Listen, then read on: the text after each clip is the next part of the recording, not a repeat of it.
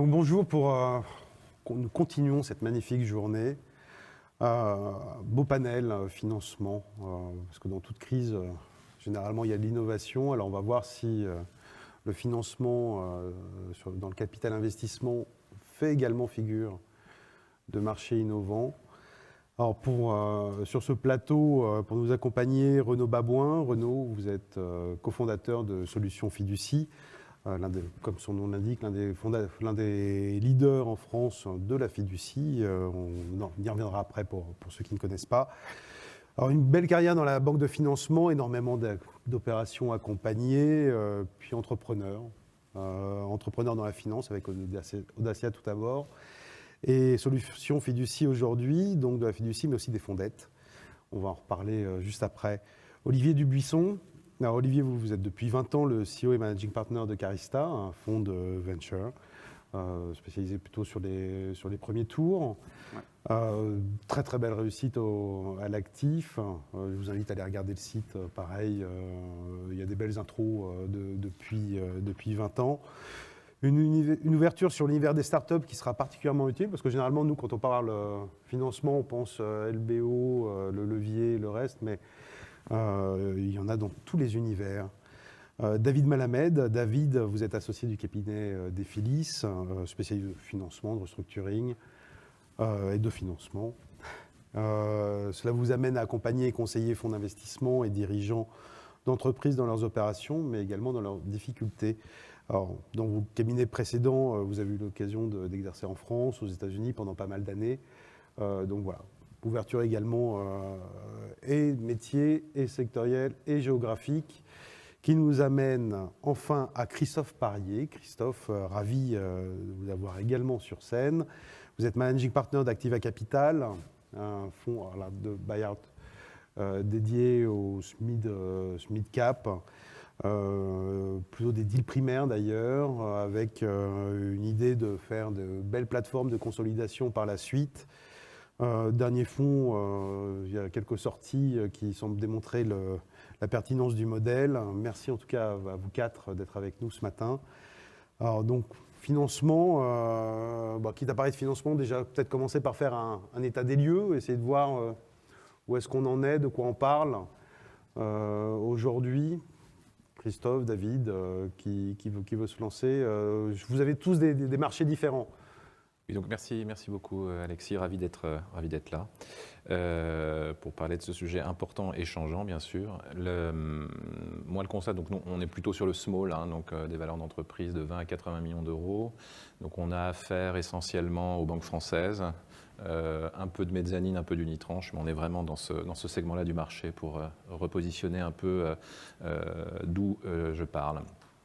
Le constat, on le fait tous, des financements qui sont très discriminés en fonction de la capacité des entreprises qu'on regarde à être Covid-proof ou pas.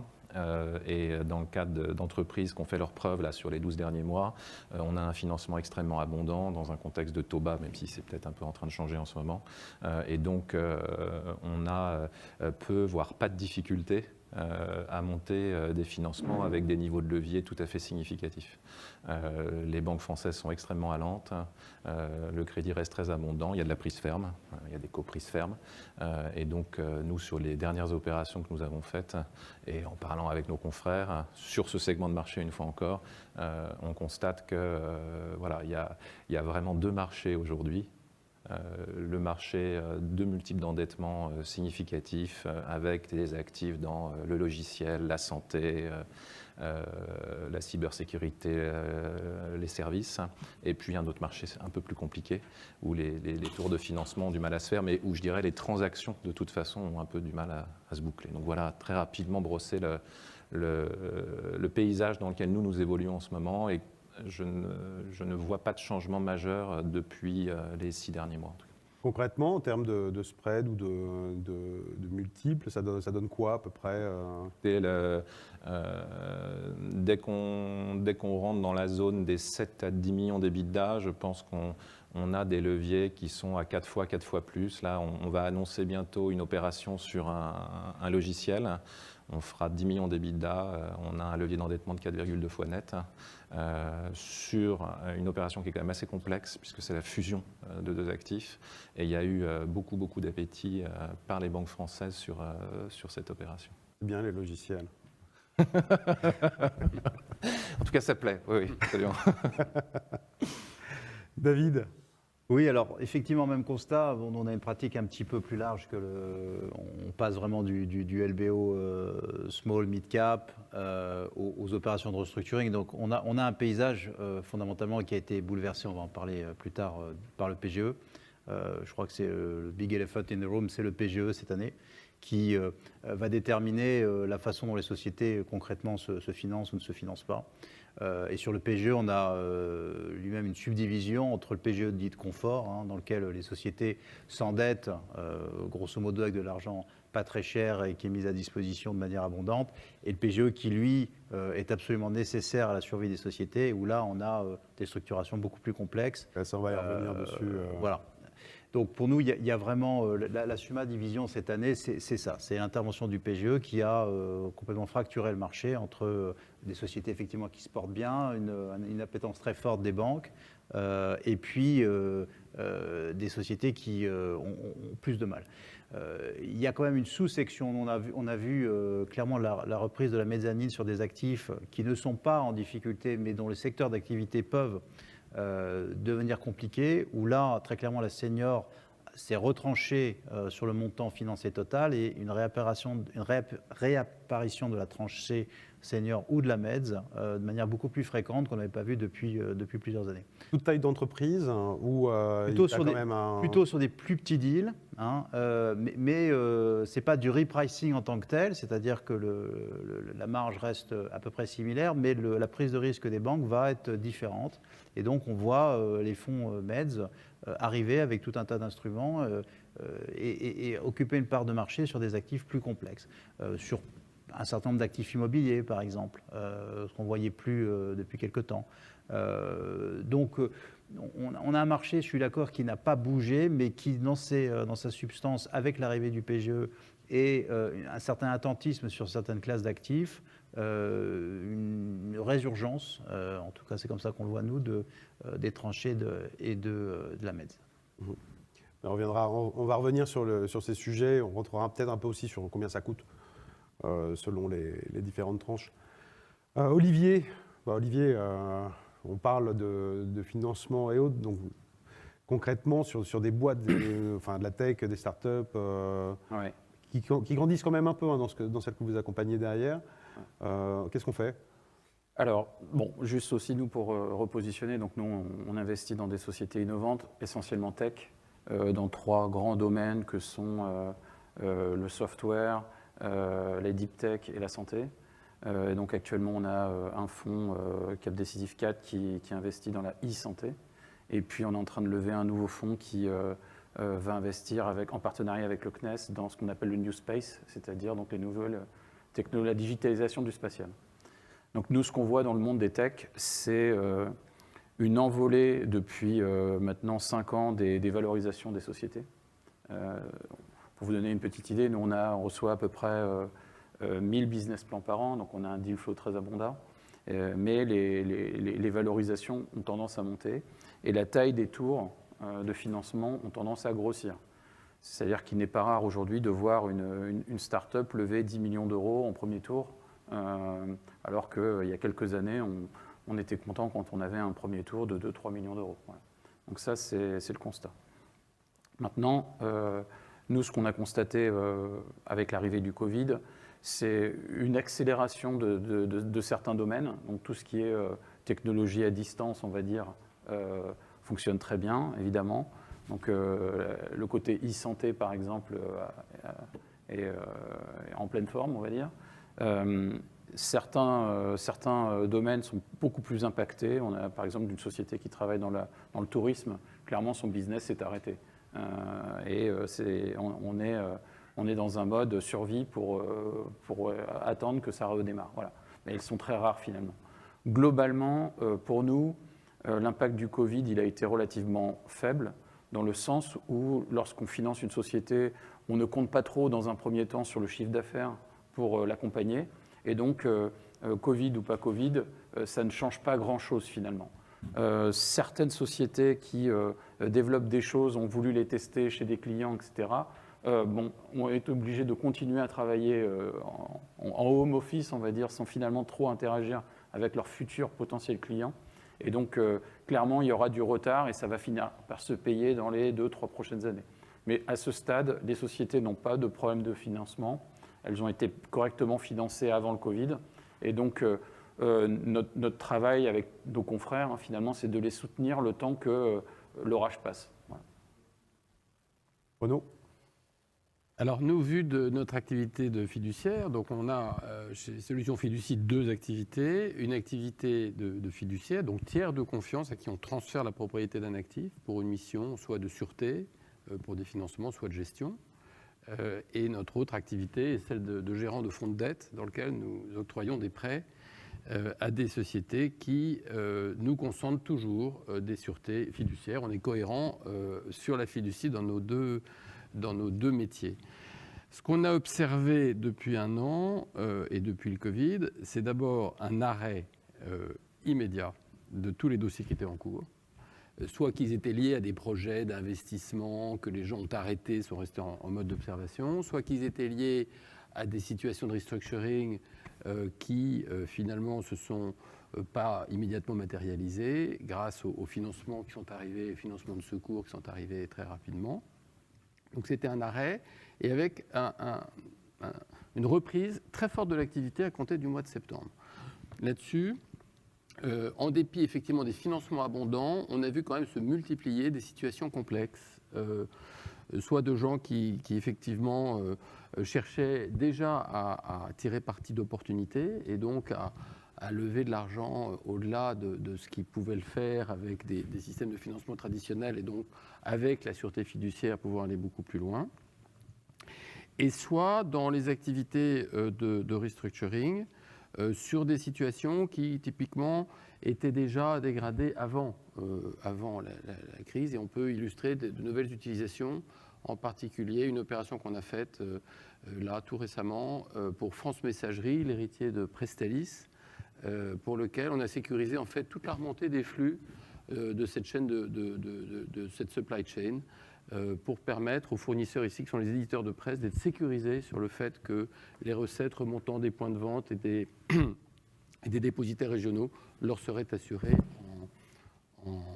en priorité.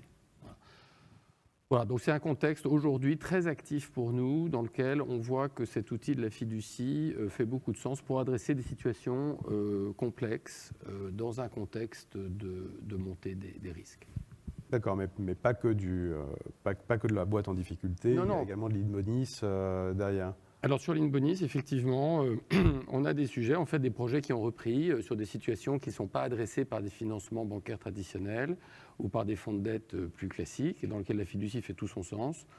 Des situations de rachat de minoritaires familiaux dans des structures juridiques assez compliquées, avec des actifs, pas beaucoup de cash flow, des remboursements liés à des cessions dans lesquelles la fiducie fait tout son sens parce qu'effectivement, elle permet de garantir aux prêteurs, aux bénéficiaires de la fiducie, une sûreté sur la cession des actifs. Ça coûte plus cher ? Alors oui, c'est-à-dire ça coûte plus cher, oui et non. C'est-à-dire que si on compare ces financements par rapport à des financements bancaires, évidemment, c'est plus cher que des financements bancaires. Mais nous, on intervient justement lorsque les autres prêteurs n'interviennent pas et dans lequel l'alternative pour nos donneurs d'ordre est soit de ne pas faire, soit de céder des actifs, soit de se diluer. Bon, par rapport à ces trois alternatives, les coûts des financements qu'on peut octroyer, qui ressortent, y compris autour de 8,5% aujourd'hui, sont évidemment très compétitifs. Et c'est à mettre évidemment au regard de la valeur qui est créée par les financements qui sont apportés. David, ça c'est des situations que oui, voit souvent. Non, tout à fait. Je suis tout à fait d'accord. Effectivement, on a très souvent ce genre d'analyse sur le coût du capital, concrètement. Et donc, la valeur faciale de la dette par opposition à une dilution, ça c'est des discussions qu'on a assez fréquemment. Et donc, les structurations qui peuvent dans l'absolu, apparaître cher à 8,5, en réalité, quand on prend le all-in, sont plutôt plus avantageuses. Donc, la dette de ce côté-là continue à bien fonctionner, hein, c'est-à-dire à offrir vraiment une solution d'antidilution. Donc, tous les fonds sponsorless, on en représente quand même un certain nombre, fonctionnent très fort actuellement, hein, parce que c'est une solution quand même qui offre l'avantage de l'investisseur minot avec des BSA et donc de rester, si je veux dire, à sa place pour un dirigeant ou un entrepreneur. Et quand on regarde le coût du capital, en réalité, par rapport à une dilution plus classique, initiale, bon, il faut faire le calcul, mais enfin, c'est généralement plus avantageux. Donc ça, oui, je partage tout à fait ton avis. Oui. Christophe, toi, le sponsorless, c'est pas ta tasse de thé, mais comment que ça se passe aujourd'hui? Enfin, si tu regardes pour investir, tu nous parlais de banques françaises, elles sont très bien, mais pas d'étrangères, aucune qui arrive sur ton segment? Dans mon segment, assez peu. Hein, nous, on regarde des entreprises qui font initialement entre 3 et 7 millions d'EBITDA et qu'on essaye d'amener dans la zone, on y parvient parfois, des 20 millions d'EBITDA par acquisition, donc 3 à 7 millions d'EBITDA, peu de banques étrangères, voire pas. Donc les banques françaises, des mezzaneurs, de l'unitranche, qui sont tout à fait présents, très compétitifs. Quel intérêt concrètement, pour quelqu'un qui connaît peu? Alors, l'unitranche, l'intérêt manifeste, hein, c'est qu'il n'y a pas de principal à rembourser. Et donc, dans des logiques de déploiement, de consolidation, donc d'acquisition successive, ça laisse une grande partie du cash flow disponible pour procéder à des acquisitions. Donc, nous, on a procédé lors d'acquisition à des unitranches avec des acteurs plutôt français, mais les acteurs anglo-saxons sont très présents, y compris sur notre segment, très compétitif en termes de prix, mais surtout en termes de réactivité et en termes de capacité décisionnelle. Ça, c'est vraiment remarquable. On a vraiment là des équipes extrêmement pro, très, très rapides et qui nous permettent d'aller saisir les opportunités comme il le faut. Donc voilà. C'est une des clés là, quand vous faites appel à une structure, soit un fonds d'aide, une banque ou autre, la rapidité, ou est-ce que la crise a pu changer un peu le rapport de... Non, je pense que c'est vrai que la qualité de ces équipes, c'est des gens qui ont en même temps tout le prisme risque des banquiers, mais toute l'agilité de gens indépendants ou équipes indépendantes au sein de plus grandes structures. Et donc, non, ça fait des gens qui sont capables d'aller en comité très vite et de prendre une décision de prise de risque beaucoup plus rapide que dans d'autres établissements plus classiques, sans nommer personne, parce qu'ils ont leurs vertus aussi. Mais donc voilà, donc quand on a un impératif de rapidité, que ce soit à cause de la compétition, à cause d'une attente des managers, les unitrancheurs sont très très efficaces. Absolument. Oh non, la rapidité, c'est ça. Ouais. La rapidité, oui, c'est clé. C'est-à-dire, d'ailleurs, pour nous, c'est bon aussi. Hein. C'est-à-dire, si on va vite et qu'on arrive à boucler l'opération plus rapidement, d'une part, on rend un service aux clients et puis on passe très vite à autre chose. Alors, c'est vrai que, évidemment, plus l'opération est compliquée, plus il y a d'actifs. Dans notre cas, on est toujours avec des actifs qui sont transférés en fiducie. Donc, il y a nécessairement des diligences sur les actifs et qui peuvent prendre du temps. Lorsqu'on a des actifs immobiliers, ce qui se fait effectivement de plus en plus, qu'on les ait soit directement en fiducie, soit au travers d'une société, d'une asset co qui les possède.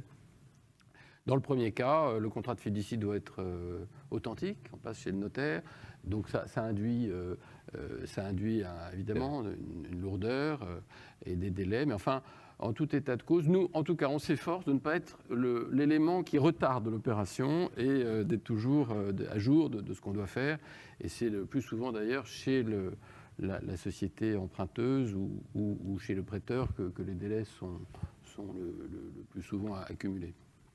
Olivier, en termes de réactivité, là c'est vous qui investissez directement, qui financez en direct. Bon, moi je me méfie de l'investissement à la mitraillette trop vite. Nous on prend notre temps en fait. On passe du temps sur nos décisions d'investissement et on préfère rater un deal plutôt que se précipiter sur quelque chose qu'on ne maîtrise pas en fait. On estime qu'on prend suffisamment de risques, un risque projet, un risque marché, un risque concurrence, un risque pays, un risque équipe, pour se dire qu'on a le temps de bien analyser le projet, parce qu'on sait très bien qu'à partir du moment où on investit, on va vivre ensemble pendant entre 5 et 8 ans, et donc on ne veut pas se précipiter. Concernant la période de Covid, je sais que les statistiques, notamment fournies par la BPI, montrent qu'il n'y a pas eu de pause dans les nouveaux investissements en période de Covid. Je crois que parmi mes confrères, il y a eu environ 2 investissements sur l'année dernière en moyenne pour tous les fonds. Nous, on a fait une pause. On s'est dit que les valorisations allaient certainement se calmer et que donc on devait être prudent, on devait s'occuper de notre portefeuille, s'assurer, soutenir les entrepreneurs qui étaient quand même dans une situation quand même compliquée. Et donc nous, on a plutôt décidé de faire une pause pendant les 6 derniers mois. Et on reprend là actuellement les investissements. On va signer 3 investissements là dans les prochains mois. Et donc on est reparti de l'avant de manière très active. En termes d'outils, il y a des changements, des nouveautés Oui, il y a des choses qui sont apparues. C'est des choses qu'on ne connaissait pas avant. Ce qu'on appelle donc les BSA R. Je sais pas si. C'est-à-dire accord d'investissement rapide. Donc c'est un nouveau produit qui vient des US, qui permet en fait de se mettre d'accord assez rapidement avec le fondateur sur un petit montant et de se dire qu'on va convertir moyennant une décote au prix du prochain tour. Voilà. Donc on n'est pas vraiment actionnaire, on détient des BSA, on ne s'est pas vraiment mis d'accord sur la valo, mais on se dit qu'on s'aime bien et qu'on va pouvoir, si ça se fait au prochain tour, convertir. Voilà. Ça s'appelle des BSA R. D'accord. C'est un peu nouveau. Ok, c'est le Tinder du venture. C'est ça. Et donc ça se fait plutôt sur des petits montants. Là, on est en train de boucler une opération pour 350 000 €. Donc voilà, en BSA R. D'accord, super. Le reste, ça reste de l'OC, de l'equity. Le reste, la plupart du temps, nous, on investit en capital, en actions, actions de préférence, avec un certain nombre de droits d'information, de droits sur certaines décisions importantes.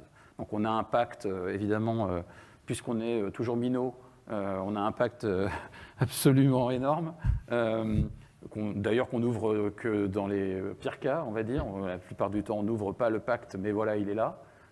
Et on a un certain nombre de droits, notamment au moment de la sortie, plutôt en cash qu'en action, avec des preferred, c'est-à-dire qu'on récupère d'abord l'argent, puis après on fait un prorata. Voilà, donc c'est une façon d'investir qui n'a, je pense, rien à voir avec mes confrères. Je peux ajouter quelque chose sur votre métier. On a fait une première opération l'année dernière dans votre activité de venture sur une entreprise dans la santé et dans laquelle les investisseurs ont souhaité mettre en fiducie la propriété intellectuelle de cette société. L'idée générale étant de maîtriser leur destin en cas de fort retard et d'éventuels finalement échecs d'une première tentative, et éviter de se retrouver dans la position de projets qui finissent par aboutir, mais qui laissent en chemin ceux qui les ont accompagnés au départ. Et effectivement, l'avantage de mettre les actifs clés effectivement d'une société de technologie en fiducie, c'est de permettre de récupérer cette technologie en priorité en cas d'accident de parcours, voilà, en cas de procédure en particulier. Okay. Toutes les sociétés dans lesquelles nous on investit n'ont pas forcément de brevets. Hein. Donc vous investissez dans du soft par exemple, vous avez un savoir-faire, vous avez une opportunité de marché. Vous n'avez pas forcément de brevet, mais je vous rejoins, de temps en temps, il y en a. Alors dans le soft, on a fait une autre opération dans laquelle, en fait, ce qu'on a mis en fiducie, c'est finalement l'environnement cloud de la société. Donc c'est assez simple techniquement, puisqu'on a les 3 contacts sur un environnement cloud, le propriétaire, le contact technique, le contact commercial. On transfère la propriété de tout cet univers, dans lequel finalement il y a tout. Parce qu'il y a le soft, il y a la data, il y a les flux, et donc, techniquement, c'est assez simple, puisqu'on va identifier comme contact propriétaire de cet environnement de plateforme cloud le patrimoine fiduciaire. D'accord. Nous, ce qu'on fait, c'est des escrow agreements sur le code source. C'est-à-dire qu'on dit, voilà, si la société se développe pas comme prévu, on a mis en garantie quelque part le code source qu'on a mis à la bonne agence, à l'APP exactement, ouais, et il y a un escrow agreement sur le code source pour s'assurer que en cas de problème, on a au moins le code source. Oui, alors là, c'est beau, c'est de la sécurisation dans tous les sens. David, juste pour revenir dessus, là on parlait des SAR, de sécurisation. Alors ça, là on a vu que la fiducie, ça va être c'est top, il ne faut pas hésiter. Il y a d'autres innovations avant de passer finalement au PGE, qui est peut-être l'innovation de l'année. Hein. Mais c'est ça, mais il y a d'autres choses qui arrivent, qui reviennent malgré tout. Non. Il recommence à faire beau, oui, on sera tous un jour peut-être vaccinés. Non, je pense qu'il y a je pense que la place de Paris commence à avoir maintenant des outils très complets sur la gamme de financement, vraiment à peu près similaire à ce qu'on peut trouver dans les pays anglo-saxons. Le BSAR, c'est vrai que c'est nouveau en France, mais ça existe depuis quelques temps. Hein. L'avantage, c'est de ne pas se mettre d'accord sur la valo tout de suite parce qu'on ne sait pas combien. Et donc, plutôt que de passer des heures carrées, il vaut mieux faire l'investissement et voir à combien tout ça sera valorisé au prochain tour. Sur l'unitranche, on en a parlé. Les fonds MEDS, la tranche C, les fonds de dette qui arrivent et vont arriver de plus en plus nombreux avec la réforme sur le restructuring, enfin sur la restructuration des procédures collectives dont on va parler, je pense, tout à l'heure. On a en fait à Paris maintenant une gamme assez complète de financement et une sophistication, je dirais, qui est croissante. Et je trouve que ceux qui s'en sortent le mieux sont ceux qui ont une compréhension concrètement précisément du coût du capital, donc sont capables de faire une analyse en equity et en dette, pour arriver à des structures parfois médianes comme le sponsorless ou autres, mais qui sont capables d'appréhender la structure de financement de manière globale. L'equity en fait partie, la dette en fait partie, et la sécurisation par la fiducie, de plus en plus en France, en fera partie. C'est un outil efficace qui a encore quelques problématiques sur le LBO, hein, on en a discuté avec tout à l'heure, mais fondamentalement, c'est une grande différenciation. La fiducie n'existe qu'en France. Les anglo-saxons n'ont pas d'équivalent. Une sûreté qui transfère la propriété et qui est complètement bulletproof en bankruptcy, ça n'existe pas aux États-Unis. Donc on a aussi certains avantages. On a eu du mal à mettre la fiducie dans le droit français, ça nous a pris 700 ans, mais maintenant qu'on y est arrivé, on a quelques avantages, même si ça traîne un peu sur certains côtés. Voilà. T'as de la fiducie, Christophe, dans tes... Non. Mais, on a des financements très classiques. Non, pardon, mais je voulais rebondir sur ce que disait Olivier Dubuisson. Pendant le Covid, en vérité, pendant le confinement 1, c'est vrai qu'on a été tous très occupés par nos portefeuilles. Et donc, il y avait une espèce de paradoxe qui s'est fait jour, qui a été en même temps du financement abondant, comme on le disait tout à l'heure, la mise en place du PGE dont on va parler, j'imagine, et en même temps des équipes complètement d'abord tétanisées, et ensuite, je parle pour l'ensemble de mes confrères, et ensuite complètement au four et au moulin en soutien des entrepreneurs, justement pour sécuriser les cash flows, voir ce qu'il fallait faire et comment on allait être impacté. Donc ça a été quand même un moment très important de test de la robustesse des associations entre GP, société de gestion, investisseurs et entrepreneurs. Et je pense qu'on l'a tous vécu comme ça en tant qu'investisseurs. On a bien senti notre rôle auprès des entrepreneurs pour sécuriser, aider, et notamment sur le cash flow, la dette, à des moments où on pouvait vraiment leur apporter de la valeur. Et puis, au bout de quelques mois, faire un espèce d'état des lieux en se disant, bon ben voilà, maintenant qu'est-ce qu'on fait? Est-ce qu'on se dote d'un PGE dit de confort, ou est-ce qu'on est obligé de se doter d'un PGE? Et comment on repart à l'attaque dans la configuration de marché qui est la nôtre, entreprise par entreprise? Est-ce qu'il y a des acquisitions à faire? Est-ce qu'il y a du financement pour ça, etc. Donc ça a été une période unique, moi je trouve, d'acid test de nos associations et de nos relations avec nos entrepreneurs. D'ailleurs, basculons directement sur le PGE, hein, c'est l'innovation de l'année. Portefeuille, déjà explique-nous un peu, un PGE de confort, le reste, qu'est-ce que tu entends par là? Qu'est-ce que tu as fait? Qu'est-ce que tu as demandé? Est-ce que c'est les dirigeants qui sont venus te voir? Est-ce que c'est toi qui leur as demandé de regarder ça de manière très attentive? D'abord, peut-être une contextualisation. Le PGE aujourd'hui, c'est 650 000 entreprises en France qui ont réclamé, j'en sais rien, mais eu accès à un PGE, donc c'est absolument considérable. 132 milliards de PGE levés sur une enveloppe de Bercy initiale de 300. Mais donc, on parle de 132 milliards. Je rappelle que le PGE, c'est un mécanisme en dessous d'1,5 milliard de chiffre d'affaires où l'État garantit 90% du montant levé par l'entreprise. Autrement dit, les banques qui mettent 1 million sont à risque uniquement à 100 000 euros. Donc, c'est très efficace. Donc, ça, c'est la première chose. Et la deuxième chose, le point de contexte, hein, on est souvent un peu râleur, et moi le premier en France, la réactivité, l'efficacité de la mise en place de l'instrument par les pouvoirs publics et en association avec les banquiers a été absolument remarquable. Enfin, ça a été décidé, mis en place, et on a eu accès, et je pense qu'on a tous à peu près la même expérience, hein, très très rapidement à ça. Donc ça a été vraiment d'une efficacité redoutable, on va dire. Donc ça, c'est pour le contexte.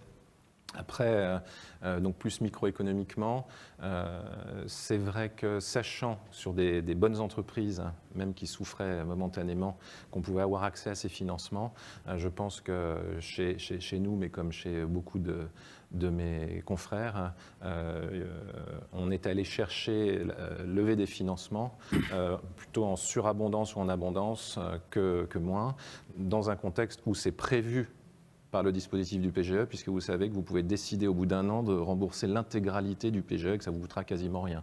Donc ça a été quand même pensé comme ça. Ça a été de se dire, bon, on ne sait pas de quoi demain sera fait, et donc on va ouvrir les vannes, et si le bilan, il y a trop de trésorerie et que ça ne sert à rien d'avoir cette trésorerie surabondante, vous pourrez toujours rembourser au bout d'un an.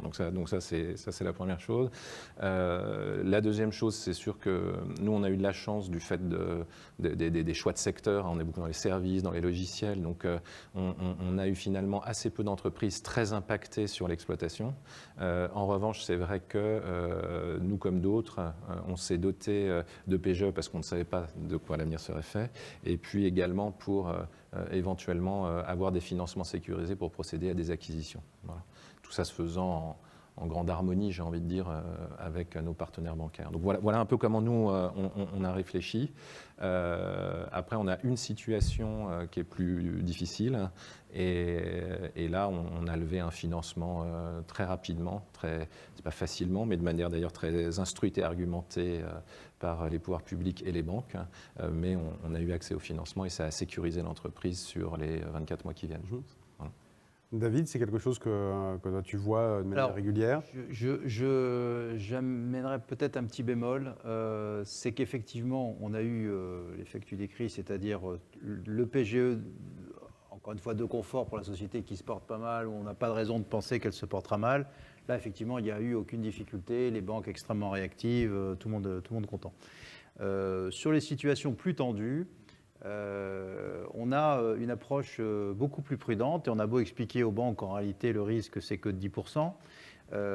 Quand on va dans le détail du mécanisme lui-même, de la façon dont les banques seraient indemnisées, c'est un peu plus complexe. Parce qu'en réalité, il faudrait attendre la finalité de la créance, c'est-à-dire que si une société tombe par exemple en redressement judiciaire, la banque peut demander initialement à se faire rembourser. On va déterminer le montant estimé de sa créance.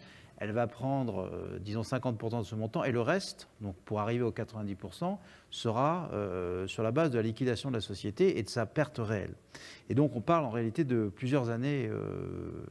Et donc, dès qu'on rentre dans ce mécanisme-là avec des sociétés qui sont pas en difficulté, mais qui pourraient l'être ou qui ont des difficultés, là on sent très clairement un raidissement des banques qui soudainement trouvent le risque de 10% très élevé, la rémunération pas du tout élevée, et on rentre dans des discussions complexes. Et alors, quand on explique à des banques étrangères, puisque les banques étrangères ont tout à fait le droit de rentrer dans ce mécanisme, et qu'on n'est pas les seuls à avoir ce mécanisme, puisque c'est un mécanisme européen, ne comprennent pas en réalité pourquoi il n'y a pas un acte de caution avec marqué en bas Monsieur Bruno Le Maire vous dit que vous avez le droit à 90%, que c'est une règle qui s'applique automatiquement de par la loi. Enfin, il y a un certain nombre de complexités françaises qui ont été mises en place, certes qui ont été très rapides pour les sociétés qui se portent pas mal, mais qui ont à l'épreuve se sont démontré une certaine complexité pour les sociétés qui ne vont pas si bien que ça. Et donc, on l'a vu, une segmentation, enfin en tout cas nous, ça a été notre expérience, assez forte du PGE là-dessus. C'est-à-dire que, certes, les banques se sont montrées volontaires. Je pense qu'il y a eu aussi une volonté de faire plaisir à l'État, que tout ça se passe le mieux possible. Dans la réalité, je vous dis, notre expérience sur les sociétés plus compliquées à financer, ça a été un petit peu différent. Plus que l'un des critères d'éligibilité, c'était le fait de ne pas être en difficulté à fin 2019. Alors, il y a ce critère très compliqué, mais qui a évolué. Donc aujourd'hui, c'est même plus d'être en difficulté fin 2019, c'est de plus d'être une entreprise en difficulté au moment où vous recevez le PGE. Ça a été réétendu par Bruxelles puis par la France parce que ça ne tenait pas, justement. Et ce critère-là est lui-même sujet à beaucoup d'interprétations. Il faut un certificat des commissaires aux comptes qui va dans une analyse un peu profonde, etc., sur les ratios. Bon, on y arrive, mais ça peut prendre du temps. Et puis, la réalité, c'est qu'aujourd'hui, on est en train de sortir, malgré tout, du mécanisme du PGE. Aujourd'hui même, Bruno Le Maire va parler des prêts participatifs qui sont censés prendre le relais du PGE en accord avec Bruxelles. Là, on ne sait pas trop si ce sera entre 8 et 13% du chiffre d'affaires. Le montant maximal du PGE, c'est 25% du chiffre d'affaires de manière globale, sauf pour les entreprises innovantes où c'est 24 fois les entreprises neuves, pardon, où c'est 24 fois la masse salariale, mais de manière générale, c'est 25% du chiffre d'affaires. Là, on rajoute un dispositif de prêt participatif rémunéré à 4-5%, mais on ne sait pas si ce sera 8 à 13% de plus ou inclus dans les 25%. Bon, on sent qu'on est en train de sortir un petit peu du PGE, que l'attitude pragmatique de Bruxelles sur ces mécanismes est en train de s'étioler et qu'on va revenir progressivement à une situation plus classique de financement. Il n'est pas du tout évident que le PGE soit étendu au-delà de 2021. C'est-à-dire que c'est un mécanisme dont il va falloir profiter cette année et qu'après on passera dans autre chose. Donc oui, sur le principe, je suis d'accord, les PGE de confort, alors là, pas de problème. Open bar, sur les situations plus complexes, beaucoup plus de discussions. Et ça, tu dirais que, parce que quand même, moi on observe que dans les secteurs les plus touchés, c'est-à-dire l'aéronautique, tourisme et même restauration d'ailleurs, on n'a pas d'investissement dans ces secteurs, mais quand même, ce qu'on regarde, c'est que dans les secteurs qui souffrent particulièrement, il y a quand même eu un effort notable de mise en œuvre des PGE. Je pense à l'aéronautique, par exemple. Oui. Il y a quand même un soutien, enfin le PGE Aéro. Il y a peut-être eu un mot d'ordre de donner. Moi, j'ai une situation très concrète, exactement d'un sous-traitant aéronautique très connu. Le niveau de PGE qu'ils ont obtenu par rapport à leur chiffre d'affaires n'a rien à voir. Donc le PGE a été obtenu, certes, mais par des banques locales, pas vraiment sur un syndicat bancaire comme on l'aurait espéré, et sur des niveaux de PGE qui ne sont pas au niveau des 25% attendus. Donc là encore, il faut bien regarder finement ce qui est donné. Et sur l'industrie lourde, là j'ai vraiment plusieurs dossiers très actifs et très visibles où l'État participe. Là, on n'a pas de banque du tout. Donc on commence à rentrer dans des trucs un peu ésotériques parce qu'il faut arriver quand même à ce que ces sociétés puissent se faire financer. C'est très compliqué. Et avec le soutien de l'État et tout ce que vous voulez. Donc voilà. Olivier et ensuite Renaud. Bon, nous, déjà, le contexte, nous, on est dans une typologie d'entreprise qui n'a pas accès au crédit, en fait. Même si on est dans un pays où il y a énormément de choses qui sont faites pour l'entrepreneur qui démarre sa société en technologie. Il y a des prêts d'honneur, il y a des subventions un peu partout. Quand un entrepreneur de start-up va voir son banquier, en général, il repart bredouille. Donc il n'y a pas vraiment de... C'est pour ça qu'il vient vous voir. C'est pour ça qu'il vient nous voir. Ceci étant dit, ils ont été tous éligibles au PGE. Et même avec les 10% restants, c'était compliqué pour eux d'obtenir ce PGE. Donc en fait, globalement, le banquier dit on est OK pour vous prêter, mais sur les 10%, on demande une caution personnelle du dirigeant ou éventuellement des actionnaires. on veut s'assurer quand même qu'on ne va même pas perdre les 10%. Ils n'ont pas le droit de faire. Oui, qu'ils n'ont pas le droit de le faire. Ils n'ont pas le droit de le faire. Absolument pas le droit de le faire. C'est intéressant. Ça annule la garantie. Non, même ça annule. C'est un cas de, ça annule la garantie. de vice de la garantie. Oui. En fait, oui, mais quand même. Oui. C'est un problème pour la banque, puisqu'ils sont forts. Et pour le garant personnel, parce qu'en revanche, la garantie du dirigeant va subsister, donc sur la partie... En tout cas, il y a eu des PGE sur ces sociétés qui se sont faits quand même. Et la question qui se pose, c'est est-ce que ces sociétés, entre guillemets, méritaient d'avoir ce PGE ou pas? Donc, est-ce qu'on a créé une typologie de société un peu zombie qui risque de survivre grâce à ce PGE, mais qui risque à un moment ou à un autre de tomber parce que tout simplement, elles ne sont pas viables? Ça, je ne peux pas répondre à cette question. Chacun voit son portefeuille et les sociétés qu'il a en portefeuille. Mais il y a eu finalement un accès au PGE par les startups, mais c'est des petits montants en fait, comparé aux autres sociétés. Il y a eu juste un cas, c'est les sociétés de santé. Donc quand vous êtes une startup qui développe un médicament, par définition, vous n'avez que des dépenses. Et donc, il n'y a pas de chiffre d'affaires. Et il n'y en aura pas avant 10 ans, en fait. Et donc, ce n'était pas prévu dans le dispositif. Donc, moi, je sais que les gens de la BPI ont beaucoup travaillé sur cette histoire de PGE. Tout le monde à la BPI s'est mis à travailler sur le... Même des gens qui étaient a priori pas là pour faire des prêts. Ils ont vraiment mis tout le monde en route. Ils nous ont fait rencontrer en vidéoconférence Cédric O, qui était un peu la cheville ouvrière du gouvernement, qui souhaitait avoir un retour d'expérience. Et on a pu lui expliquer les cas particuliers qui posaient problème. Et franchement, ils ont été très réactifs et ils ont vraiment tenu compte de toutes ces situations. On sera peut-être vaccinés alors. Renaud. Moi, pour rebondir sur ce que vous disiez, cette fameuse garantie demandée aux actionnaires, ce que disait David sur le fait que c'est interdit, justement, c'est une caractéristique très intéressante des PGE, vue sous l'angle de notre écosystème qui est celui des prêts et des financements avec collatéral, parce que justement, le PGE, par construction, laisse tous les actifs disponibles, puisque toute forme de garantie de sûreté réelle personnelle est interdite. Donc, les entreprises qui ont eu accès à ces PGE ont pu se financer en gardant la complète disponibilité de l'ensemble de leurs actifs. Et ça, c'est un atout pour le futur parce que lorsque vont venir les moments de devoir s'endetter à nouveau, soit pour les rembourser, soit pour d'autres projets à partir de structures qui auront des niveaux d'endettement supérieurs par construction à ceux qu'on a pu connaître avant la crise, en tout cas quand les PGE ont été accordés pour compenser des pertes, on aura des actifs ici disponibles pour pouvoir sécuriser et faire venir de nouveaux prêteurs. Et j'espère, au travers de sûreté fiduciaire, qui est effectivement la sûreté qui garantit le mieux un prêteur sur des actifs qui sont donnés en collatéral. Voilà, donc ça, je pense que c'est un atout, et là aussi, quelque chose qui était très bien pensé dans cet instrument, pour laisser toute cette capacité de recours. Ouais, d'ailleurs, David, sur le PGE, je pense que personne ici a eu à voir, à l'utiliser de cette manière, mais... De temps en temps, on entend parler de PGE obtenus par des entreprises et qui servent un peu à remplacer le financement existant Si tu veux, quand tu regardes l'utilisation des fonds, il n'y a pas d'interdiction de refinancement d'une dette existante. Et si tu pousses un petit peu même la logique, tu as plutôt intérêt à emprunter très bas pour rembourser une dette plus chère.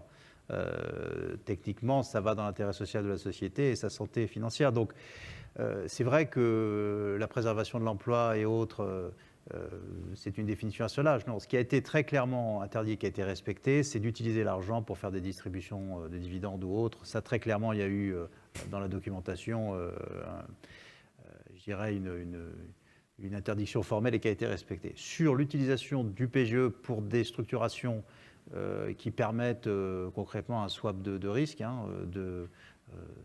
d'un risque sur la société, un risque étatique. On ne peut pas l'écarter. C'est des situations qu'on puisse produire. Voilà. Il y a des banques qui ont pu l'encourager ? Je ne sais pas si elles ont été encouragées, mais enfin, ça ne leur a pas échappé qu'il y avait une possibilité, malgré qu'il restait 10% de risque, que de se retrouver dans cette situation. Donc, c'est une situation que je pense la plupart de mes confrères ont dû rencontrer ici et qui existe. Est-ce que ça a été réalisé ou pas? On n'en sait rien, mais en tout cas, c'est une analyse qui a déjà été faite, oui. Christophe Renaud, c'est des choses que vous avez pu voir, pas forcément dans vos portefeuilles, hein, mais... Ce que dit David est très juste. Je pense que d'abord, dans une entreprise sous LBO, il est dans l'intérêt social de l'entreprise qu'elle puisse honorer sa dette et donc conserver des perspectives pour toutes ses contreparties et en particulier pour ses salariés. Donc c'est très, très vrai. Et ça n'a pas échappé aux banquiers. Donc on a entendu, on a pu observer de ci, de là, je pense, ce genre de restructuration un peu souterraine, dans un contexte où en plus, on a vu qu'aujourd'hui le PGE il est en train de passer d'une échéance de 6 ans, donc 1 an pour rembourser complètement ou pas, puis 5 ans, à 6 à 8 ans. Et donc on est sur des horizons de temps qui ressemblent, qui permettent d'étaler et donc de soulager la pression sur les cash flows de l'entreprise. Donc oui, je pense qu'on a observé ça, mais avec la bienveillance des pouvoirs publics, pas active, mais la bienveillance, parce que l'emploi est en jeu, les entreprises sont en jeu, le tissu industriel est en jeu, et avec, je dirais, oui, la bienveillance active de nos partenaires bancaires. Ouais, d'ailleurs, tes participations, elles remboursent au bout d'1 an ou elles prolongent? Alors, on les a levées trop tard, si je puis dire, pour pouvoir te répondre. Je pense qu'il va y avoir un mix des deux, absolument, absolument. Il va y avoir un mix des deux. Alors là, il reste quelques minutes, donc il y avait un sujet sur la transposition, même 5. Il y a un gros panneau qui s'affiche en face. Transposition, il y a une petite directive européenne qui arrive, alors bon, mai, juillet... alors non, j'ai vérifié la date, c'est effectivement dans la directive juillet, mais la loi française, la loi Pacte l'impose le 22 mai de cette année. Donc normalement, on devrait avoir un projet de loi, une loi votée dans la réunion de cadrage. Qu'est-ce que ça va apporter? Parce qu'il y a des petits changements dans les relations... Ce que ça va apporter concrètement, et pour faire simple, c'est qu'on va avoir un vote par classe de créanciers, en gros sécurisé, non sécurisé, et que donc les stratégies classiques qu'on a dans les juridictions anglo-saxonnes vont se mettre en place aujourd'hui. On aura beaucoup moins de distinction entre ce qu'est une dette bancaire et ce qui est une obligation, qui est honnêtement une spécificité française. La réalité, c'est que c'est de la dette, on doit rembourser, donc peu importe que ça s'appelle un prêt ou une obligation, je dois rembourser ou je ne dois pas rembourser. Et qu'aujourd'hui, la dette bancaire vote séparément des obligataires. Ça va être complètement restructuré, et donc on votera concrètement par classe de créanciers, sécurisés et non sécurisés. Et dans la sécurisation, il pourra y avoir aussi un certain nombre de paliers, le projet de loi nous le dira. Donc ce que ça va faire, c'est que ça va renforcer concrètement l'arrivée des fonds de dette en France, qui sont déjà très présents, mais qui offrent une palette tout à fait importante de financement classique, senior, à l'unitranche, à la MEDS. Et on va voir comment tout ça va fonctionner, mais les banques françaises qui clairement jouent leur rôle ont été et restent très présentes sur le tissu économique, notamment des PME, vont se retrouver plus challengées, à mon avis, par des nouveaux arrivants qui sont déjà très actifs, mais sur des deals un peu structurés. On va voir si les fonds de dette deviennent, je dirais, l'apanage classique, typiquement. Solutions Fiducie fait un fonds de dette, c'est une boîte française. Est-ce que ça va s'implémenter dans le paysage français de manière classique? Je le pense. Et donc, on va avoir une situation plus variée d'acteurs. Et l'analyse se fera, non pas de savoir si je suis obligataire et donc je pourrais bloquer la restructuration d'une entreprise parce que j'ai 2/3 de la classe. Là, je serais dilué avec l'intégralité des autres créanciers sécurisés et non sécurisés. Et c'est sur cette base-là que je déterminerai mon niveau d'investissement et mon pricing. Voilà ce que concrètement on peut attendre. Moi, je peux compléter d'ailleurs, en reprenant les paroles de David qu'on a échangées avant la réunion. Et on va voir finalement comment la transposition va se faire précisément, mais si effectivement l'une des hypothèses est que le pouvoir va être surtout entre les mains, dans un ordre décroissant, des gens les plus sécurisés, puisque ceux qui sont plus dans la monnaie finalement ne devraient plus pouvoir bloquer un processus, eh bien, c'est un petit plaidoyer pour de mots, mais effectivement, si on a la sûreté la plus forte, qui aujourd'hui est la fiducie, on est garanti d'être effectivement en tête, d'une part, des remboursements, mais aussi du pouvoir politique dans ces décisions. Tout à fait. Et c'est une spécificité française, encore une fois, puisque la fiducie, comme je l'ai dit, n'existe pas ailleurs. Donc on verra comment ça s'implémente ici. Ouais. Eh bien, donc, tout le monde est heureux. Christophe voit plus de concurrence au niveau des gens lui apportant du financement. Donc voilà, c'est le smile. Absolument. Merci en tout cas. Merci à vous quatre. Merci beaucoup. On arrive malheureusement au terme du délai. Et ça, c'est l'inconvénient du Figital, c'est on m'empêche de déborder. Merci à vous. Merci beaucoup. Merci. La journée continue. Merci.